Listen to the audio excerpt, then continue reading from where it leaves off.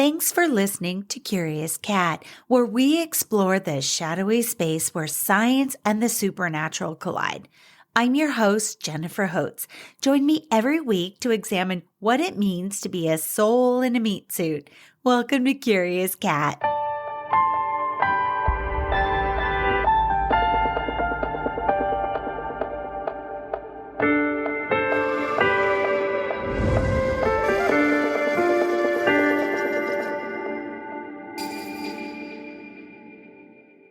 I hope you and your people are well.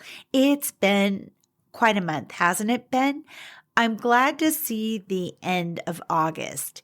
So, like a Clint Eastwood movie, my August has been good, bad, and ugly. It's consisted of some serious physical and emotional work. And in order to not hide in a hole, but face the work head on, I painted my toenails purple. It's not a color I'd normally pick for myself, but the wild shade helped me to focus only on the present moment, not let my brain drift ahead. I wanted to be present, and those purple toes were my gentle reminder to do that. So the good. We celebrated my mother's 80th birthday at the beginning of August at a Seattle Mariners game, and it was lovely. And I don't think I've laughed that hard as I did while we were razzing my mom with my big brother Garth. We were sitting at the game and mom was between us and she was about to embark on a baseball tour. And so she was going to be watching baseball games across the West Coast with strangers. And we teased her about looking at her phone too much or fussing with her things in her pockets too much, and we had so much fun. We all laughed, and Mom said later that night that it'd been therapeutic. It was her first birthday without her partner of over 4 decades. And after she boarded that plane for the baseball tour I was telling you about, my priorities shifted to helping my youngest move across the country. So part of that work that I was doing was to help my youngest relocate. And in the process, I earned my IKEA Master's Builder's PhD, which I wish was a real thing, but it's not. But what is real are the emotions that I had during this process. So I've been an empty nester technically for 2 years, but moving to a place that I can't get to in a matter of 2 hours is different somehow. It's a lot different. It emotionally was different for me. I really had to say goodbye to her growing up in my house and all of those beautiful memories I had of her being born to me and being grateful for her being in my life. All right, but so it's been a journey, right? I've wanted to be present. That's why I had to paint my toenails purple so I wouldn't skip over things and go, a week from now, she'll be gone and I'll be okay with this. So there's been something about that process of moving out for good that's helped my youngest assess her growing up times. And I don't want to speak her story, but I've been doing the same thing as she shares some things that I did that might have hurt her and caused her pain. And we've been working through it one instance at a time. And that's been a hell of a lot of crow that I've eaten recently and a whole lot more forgiveness on her part. I've had a similar process with my older one as well. And when those past traumas were shared with me, it was at first my egoic self that made my hands into balls of fists. And I wanted to fight to remember my side of the story, recollect my state of mind at the time, my justification of those actions or inactions. And you can't see, but I'm literally shaking my head right now. I was pathetic. What a waste of energy.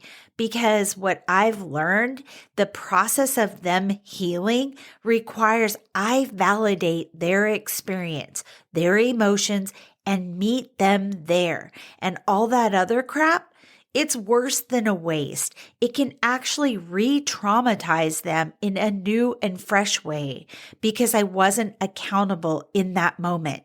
My crap does not matter. They experienced something and I was the cause of it. I need to own that, apologize, and empathize for how that must have made them feel. When we first began these conversations, Bryn, my youngest, but a damn sage in a 20-year-old vessel, she said it wasn't ganging up on me. This was love. They wanted relationship with me, which is why they were making an effort to hold my hand through this. I remember weeping in the kitchen, saying, "This doesn't feel like love." But now, after more than a month of journaling, of meditating, and truly being present as they share, I do see it as love. Forgiveness is an expression of love. It might be the deepest expression of it. We are giving love to someone that may feel at their very core unlovable. And that is the stuff of karmic ancestral healing, if you ask me. So that's what we're talking about this week. Forgiveness. It's a way to reclaim bits of yourself, to restore your mental and physical self, and bring more delicious, luscious light into your soul, which is actually the focus of Curious Cat. So on the outset, let's make a distinction between forgiveness and reconciliation. Psychiatrist Dr. Enright, a PhD and co-creator of the International Forgiveness Institute and the University of Wisconsin-Madison, has been studying forgiveness for over 4 decades. He defines forgiveness in his own words here. I see it as a moral virtue where you are being good to those who are not good to you without excusing, without forgetting lest it happened again, without necessarily reconciling, as you had said in your introduction, and without throwing justice under the bus. Okay, so this is me again. He said forgiveness without necessarily reconciliation. So that is the difference between forgiveness and reconciliation. Reconciling is a coming together again, and forgiveness does not require nor demand that. He was asked later, again in the interview, what's the connection between forgiveness and well-being? And Dr. Enright responded, the key is that when we've been treated unjustly by others, a lot of times unhealthy anger sneaks into our heart and we're not even aware of that. And with that drip, drip, drip of the anger onto the heart, onto the emotions, day after day, and even year after year, people start to become deeply angry or resentful. And then that can turn into anxiety and even depression and even low self-esteem, not liking yourself. And as you reach out paradoxically with goodness toward those who are not good to you, and it's your choice, it should not be forced, that drip, drip, drip of the anger starts slowing down, and in its place, you start having, as I say, that goodness toward the other. And that actually counteracts the toxic anger, reducing and even eliminating the effects of the trauma, and that the anxiety and depression literally can leave and get you your life back. I thought that was pretty dang powerful. There was an article I found from ncbi.nih.gov.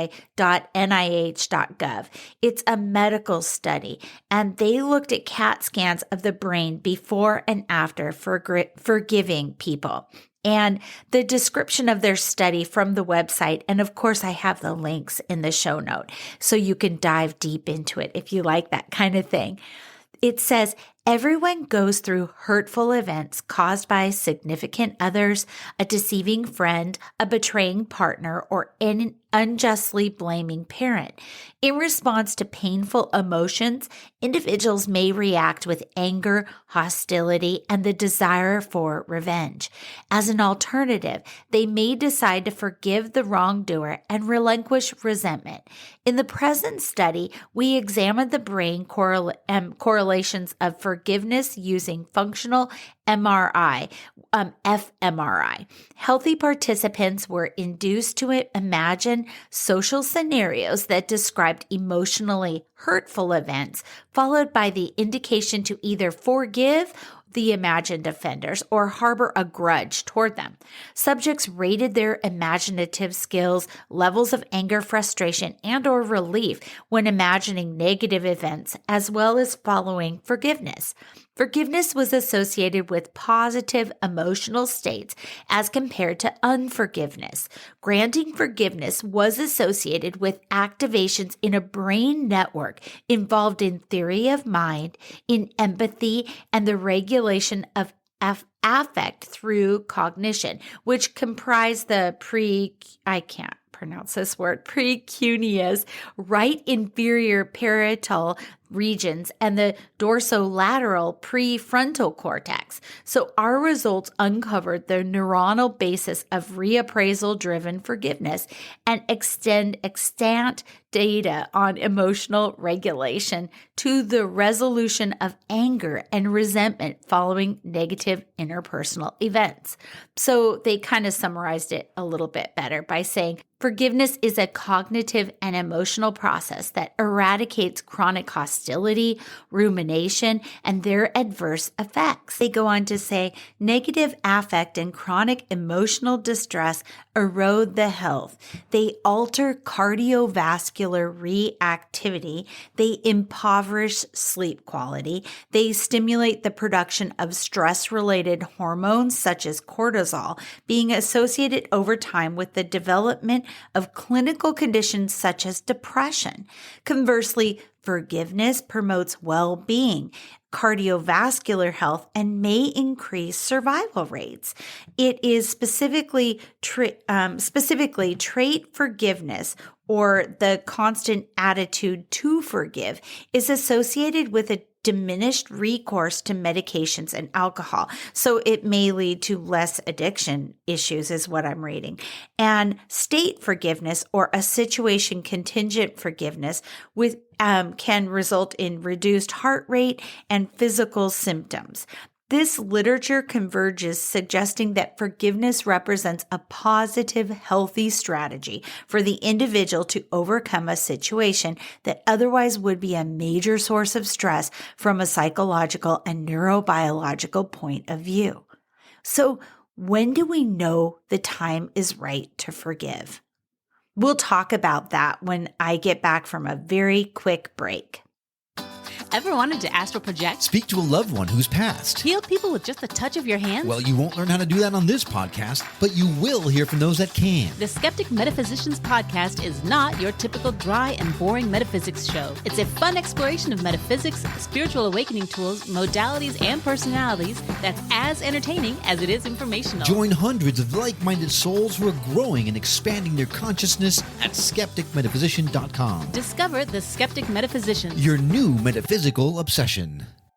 Many people are unaware just how much hypnotherapy can help them, or think it's only to help lose weight or quit smoking. But there is so much more hypnotherapy can do. It can help with stress, anxiety, insomnia, phobias, performance enhancement, connecting with your spirit guides and higher self. You can even discover past lives and your life between lives. Heal traumas, break habits, find your deepest truth, or just have fun discovering who you really are, all from the comfort of your home.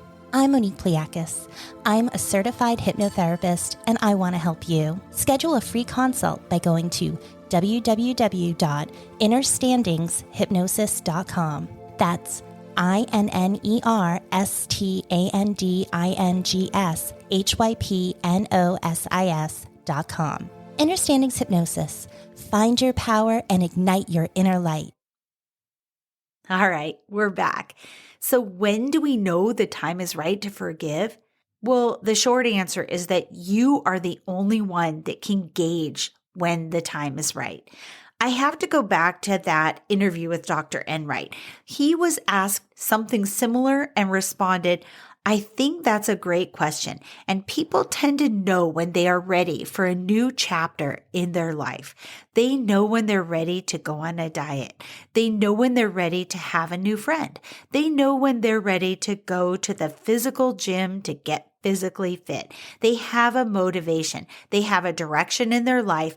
And so a lot of times, actually, people don't think they are ready because they think what forgiveness is caving into the other's nonsense. But when they finally hear that that's not what it is, and you can stand firm that what happened was unfair and it's still unfair, but I'm going to try and give this unexpected, shockingly new idea in psychotherapy of deliberately being good to the other while watching my own back, then people know they're ready for this new chapter in their life, just like they might for a new diet.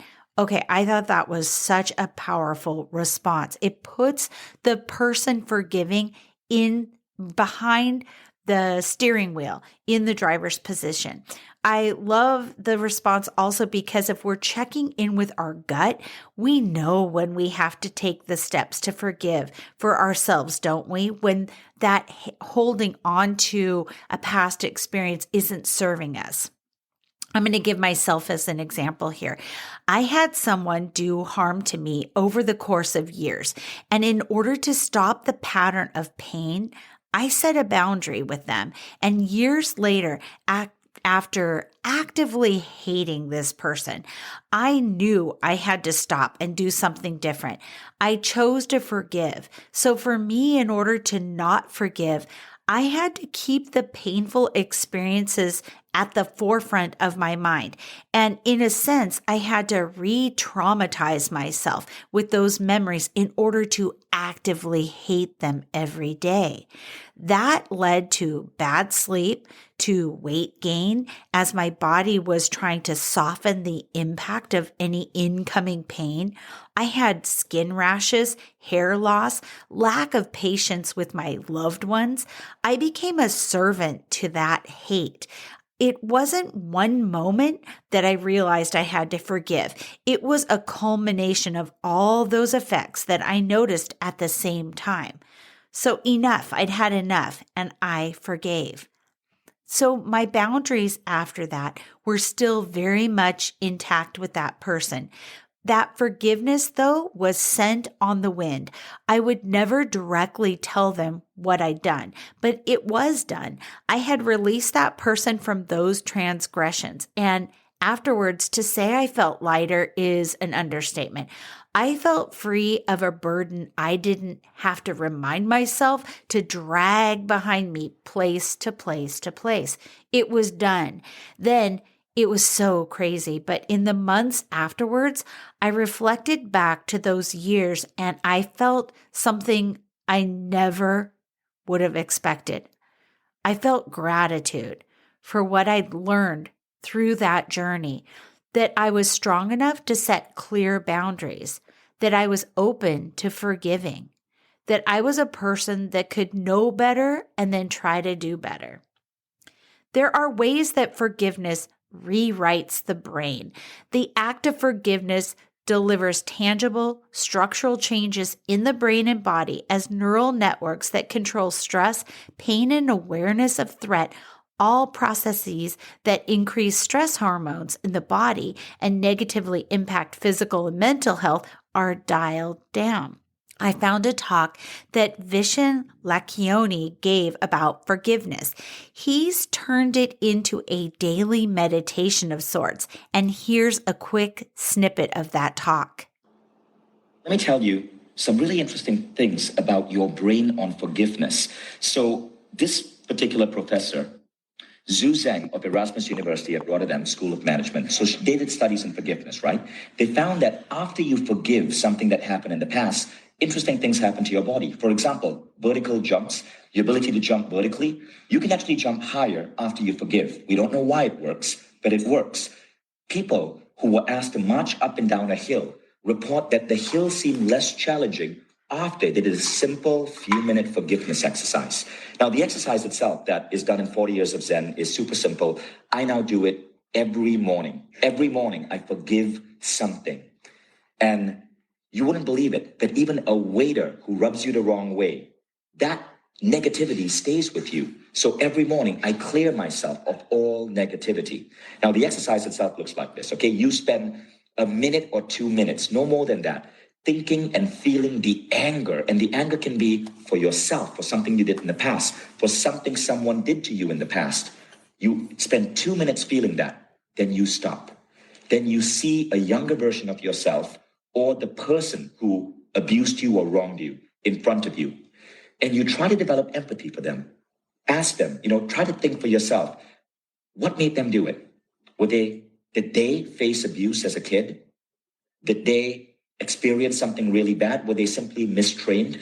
2 ideas have really helped me. One is a quote from Neil Donald Walsh in his book, Conversations with God. He says, I have sent you nothing but angels. Every person who enters your life, little, small or big, good or bad, is a fellow angel there to teach you something. So I find that thinking about that philosophy helps. Another philosophy I think of is the phrase, hurt people, which simply means that everybody who hurts you is doing it because at some level they were hurt themselves. They're just passing it on. But you have the ability to cut that cord and stop the hurt so you don't continue passing it on. Think about human history, right? And how nations fight nations for generations because of this crazy idea. Hurt people. But when we can forgive, we can move on. So in that second part of that exercise, you feel empathy. Bill Bullitt said, knowledge is the lowest form of learning. Empathy is the highest form of learning. Empathy means you can see things from another person's point of view and really seek to understand them. Empathy is one of the greatest forms of intelligence we can develop. So in that second part, that's all you do. And you forgive into love. At the end of it, you see yourself hugging this person. And that's all it takes. Now, it doesn't mean you'll forgive someone immediately. For certain acts, it could take years. But this is the first step. And you never know how powerful this can be until you try it. I'd like to go back to Dr. Enright, who made that distinction between forgiveness and reconciliation at the top. He reminds us that, quote, forgiveness is a supererogatory moral virtue. There's a lot of syllables in there. And what they mean by that is it's not one that must be done under all circumstances.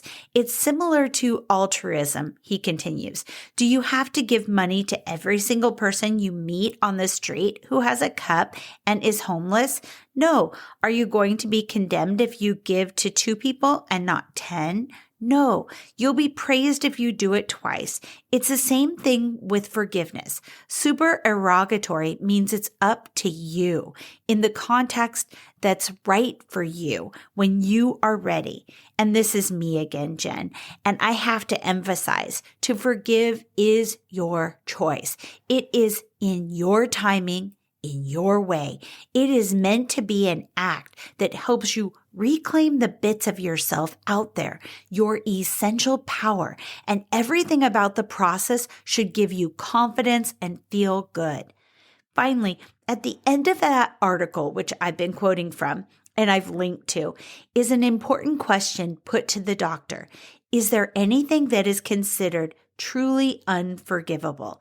I will read Dr. Enright's response verbatim. Quote, for some people, there are lines drawn in the sand and they won't go beyond that. And we should respect that. That is their choice to forgive people for certain offenses and not others. But quite frankly, I have never seen any offense in the world that I probably couldn't point to at least one person who has forgiven. Let's take a look at the Holocaust, he says, which you mentioned. Eva Moses Kor, who passed away recently, broke my heart. She was with her twin sister Miriam in Auschwitz, the concentration camp in Poland. She made a decision to forgive. He said, I'm going to put this in quotes. Dr. Mengele, he wasn't a doctor. He was a pretend doctor. But Miriam died because of those experiments. Eva Moses Cord decided on her own to forgive, to set herself free. Others who were with her in concentration camp thought it was, I'm quoting here, improper. And that's fine because it would be improper for them, but not for her. So we have to respect those who won't forgive and respect those who will, because it's their free will decision to do so or not. And I just have to emphasize, I am not saying anybody, just like the Dr. Enright is saying, I have no judgment for anybody that says this is unforgivable. This is forgivable. And I can't even put myself in the shoes of somebody that had survived the Holocaust and being able to forgive, or people that say this is unforgivable. There is no judgment there. It's only love. So I just wanted to iterate that. It is all about free will. Before I close this episode, I'd like to share more of my journey this summer. It's been a salty, sweet journey for me. But from my journey, as it says specifically, as I conversed over text with my eldest about a discussion they require to overcome past traumas, it became apparent that their perspective of what occurred is all that matters. I will look at that memory straight on and own it, validate them, and help them overcome that trauma once and for all. The process feels good, like the pulling out of a rotten tooth or a splinter. It is healthy and healing. What healthy void does the act of forgiveness leave in the DNA? What grows there next? Enter light. Light grows there. I hope the conversation today has helped you look at forgiveness from a fresh perspective. We are all awkward works in progress, and maybe I'm the messiest of them all.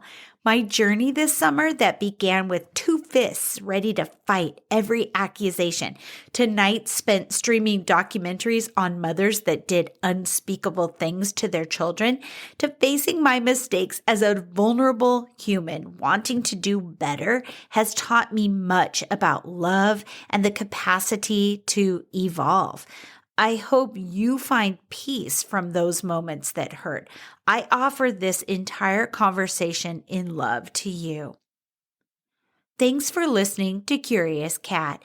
Be sure to enjoy our growing catalog of shows. And if you've got a topic we haven't covered yet, please email the show at curious_cat_podcast@icloud.com. Turn your eyes to the skies, podcast family, because we are set for an astro blast into season 4 this fall. Until next time, stay curious. I love you.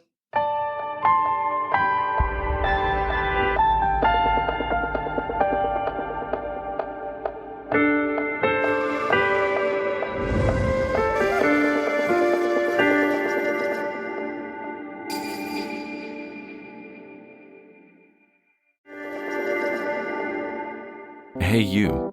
Yes, you. Are you looking for a new podcast that appeals to your scientific curiosity, but is also a little bit spooky?